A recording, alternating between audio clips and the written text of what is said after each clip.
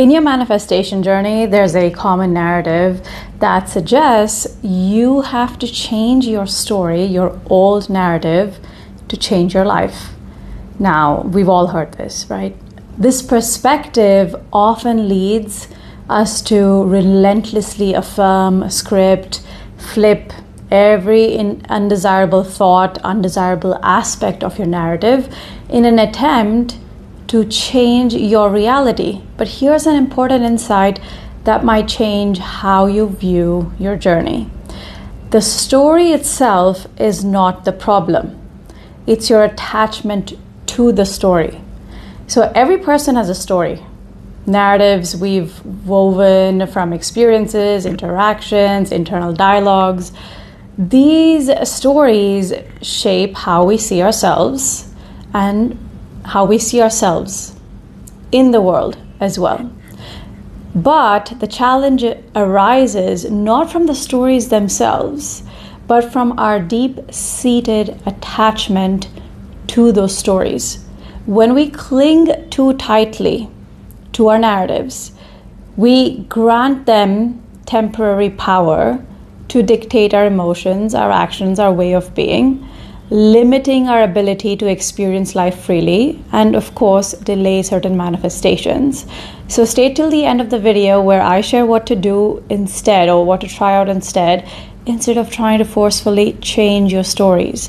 And for one-on-one sessions, reach out at hello@theanilareddy.com or check out my Unwind experience linked in the description below. So coming back to this, the root of most of our unhappiness and frustration lies in the mistaken belief that we are our stories. This belief leads us down a path where changing our lives means changing our narratives.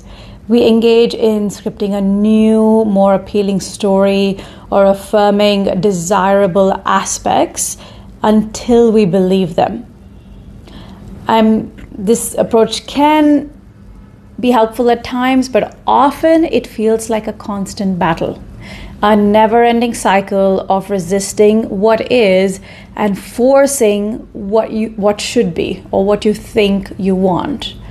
So the concept of identity is central to how we interact with the world, shaping our experiences, reactions, and our manifestations. Another word for identity is a state of being.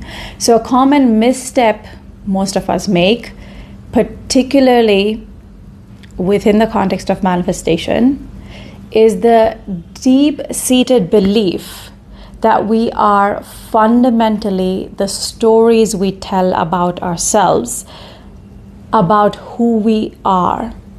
This mistaken identity can lead us down a really troubling path, one where altering our lives becomes synonymous with rewriting our personal narratives over and over and over again.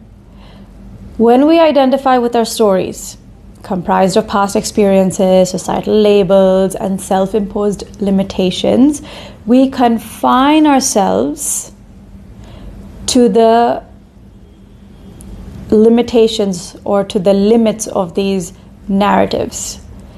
Such identification suggests that in order to change our lives for the better, to manifest something better, we must first change how we describe ourselves and our pasts. This might involve scripting a new identity, one where we are always powerful, the most amazing manifester, master manifester, the one that is always in control, or constantly affirming that we are worthy of love and success in an effort to overwrite past beliefs of inadequacy. However, this method of engaging with our personal stories, it often leads to a really big struggle. It becomes a battle against ourselves, where any moment of doubt or any reoccurrence or recurrence of old patterns is seen as a failure to uphold our new story. This approach not only creates an internal resistance constantly battling what is perceived as negative, but also builds a state of denial about our current realities. And this resistance naturally plays an important role in which is why many find manifestation to be a struggle rather than a seamless part of life.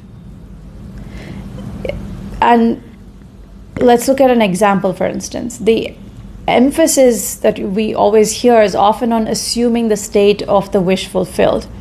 Yet if this assumption is based on a narrative that you do not fully or truly believe, or that directly contradicts your deep-seated self-image, it triggers a cycle of mental and emotional struggle, right? I'm sure you've experienced this at some point or the other. So instead of allowing desires to manifest from a place of natural flow, now the process becomes about forcing yourself, requiring constant vigilance to maintain the assumed state against a tide of contradictory beliefs.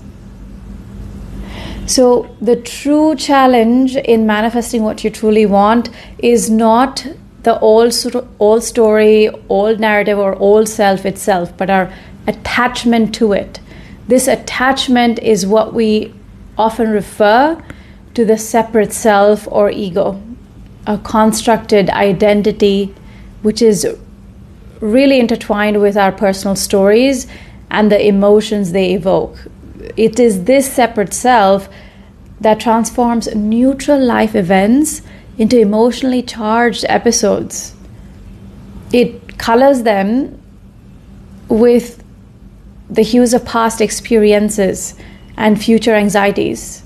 Consider the simple act of, not receiving a text from someone you love. Stripped of any narrative, this event is nothing but neutral, nothing more than a phone that hasn't buzzed. You can't even really call it a phone because that's also a story. So the same event can be woven into a compelling narrative of neglect or unimportance when we bring or drag our past experiences into the picture. The separate self, clinging to this narrative, feels a sharp sting of rejection, and it rushes to fix what it perceives to be wrong.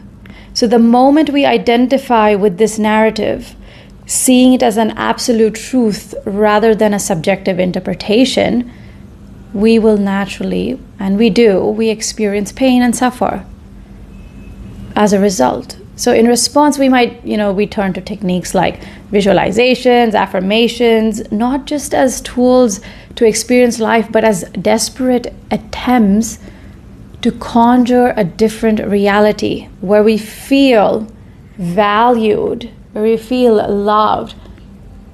But these efforts can often feel like a battle, as they come from a place of resisting what is, rather than accepting or recognizing their true nature. So the real issue is not the story, but our attachment to it. Attachment turns neutral events into charged episodes. For instance, receiving no text from a loved one, like a specific person, might be woven into a narrative of neglect or unimportance, influenced by past fears or hurts. The moment we identify with this narrative, we feel pain, and then we rush to change it through affirmations or visualizations, again aimed at conjuring or creating a different reality. So detachment does not mean you stop caring about your life or not engaging with your life positively. It means you no longer let your stories define your worth or your capabilities. It's about seeing the narrative for what it truly is, a series of thoughts passing through awareness, no more permanent or defining than clouds drifting across the sky. So detachment is not about indifference. It is being or aligning with your true nature, which is awareness. Awareness by its nature does not cling to any thoughts or stories. It simply observes them. Look at, your everyday life, like a busy work day, where the stress feels overwhelming. Only when you're entangled in the narrative of being too busy or too overwhelmed. Recognizing these as transient thoughts that come and go, thoughts passing through awareness, you naturally detach, not by forcing, but by understanding that these stories do not define you, they don't limit you or confine you. As you embody, or as I like to call it, rest in this natural state or natural space of awareness, you find that detachment is not something you do, but detachment is something you already are. This perspective doesn't minimize your previous experiences, or your current experiences, but it allows you to engage with them more fully without the weight of unnecessary emotional baggage. So you respond to life's seeming challenges with more clarity, ease, grounded in the stability of your true self. You're not resisting anything. You're resting more and more in the state of non-resistance now. So just imagine, let's say you're trying to manifest a deeper connection with someone you care about. Each day you check your phone for a message, and when there's nothing new, a familiar narrative starts to play in your mind.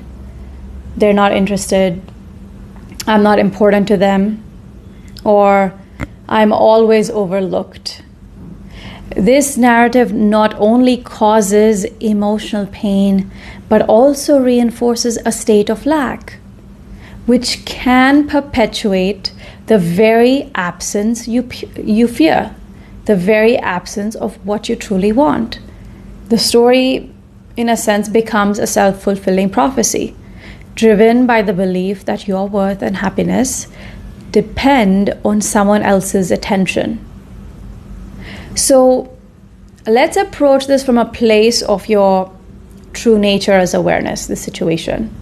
Instead of getting caught up in the story, you simply observe the thoughts when they arise. As they arise, you're just observing your thoughts. You notice the disappointment when there's no message, but you don't hold on to it. Like watching clouds pass in the sky. You see thoughts come and go without grasping at them. This is your awareness in action. Acknowledging, but not attaching. Accepting, but not agreeing with it. You can see how detachment is a natural consequence of resting and operating from the space of awareness, which is your true self. Your old stories, they fall away naturally on their own when you start resting as awareness. Because like I said earlier, and like you can see, awareness is complete and fulfilled. It lacks nothing and it holds on to nothing as well. So old stories naturally fall away on their own when you're not holding them anymore, since you're resting as awareness. As you play with this and rest in your awareness or your true self, you find that the absence of a message does not dictate your mood or self-worth. You start to enjoy moments of your day independent of the outcome that you're manifesting. Maybe you are enjoying or you savor your morning coffee more deeply now. You're immersing yourself in work fully. You're laughing more freely with your friends. Each of these experiences is now fully lived rather than being overshadowed by the absence of a text. Now you're in a state of non-resistance, from where your desire, no matter what it is, it manifests in the physical world effortlessly anyway. So without the desperate need for change, your physical reality shifts to reflect your inner state of completeness, your inner state of non-resistance. So you are now engaging with life from a place of fullness rather than lack. You remain open and receptive, but you're no longer emotionally dependent on specific outcomes. Your life becomes a series of moments that you enjoy for their own sake, not merely steps towards a future goal, not as a means to an end for something bigger. This is true detachment, reflecting your nature as awareness, where every moment is enough and every outcome is accepted with grace. And ironically, it's from this space that your specific desires or even general desires manifest anyway. So the most empowering step you can take right now is not to change your story, but to observe, to discover who you are beyond it. You're not just a character in your narrative. You are the awareness in which the story unfolds. This realization is important. It shifts your perspective from being caught up in the narrative to observing it. An observer who can watch stories arise and pass without becoming entangled in them. Another practical thing that you can play with to realize this detachment is through what I call a guided pause, which is essentially to ask yourself a question. So ask yourself, who am I without this story? Allow yourself to be with this question.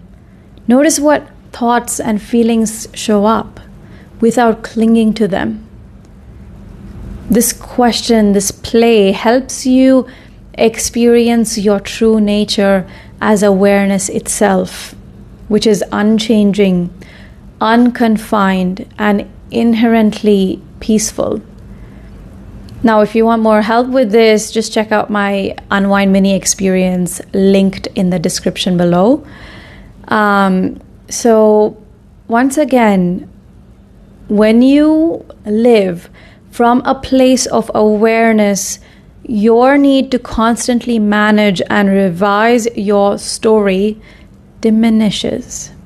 You understand that while you can enjoy and engage with the narrative, it does not define you. It cannot take away anything from you. It cannot disturb any of your manifestations from coming. And your stories fall away anyway from the space of awareness. This understanding frees you from the compulsion to fix every perceived issue through affirmations, scripting, visualizations, even fixing your narrative through, using meditation as a fix. So from this space of clarity and peace, manifestation becomes a process of just being, resting in your true nature, rather than creation.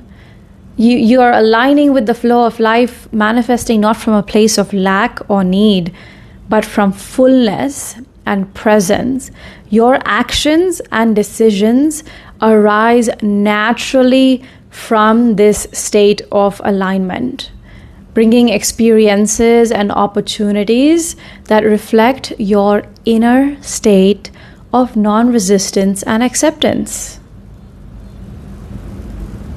So, finally, you can now embrace your narrative as a part of your human experience without letting it anchor your identity. Enjoy the unfolding of your life story now like a movie, knowing you are the screen on which it plays. The screen remains untouched no matter what images pass across it.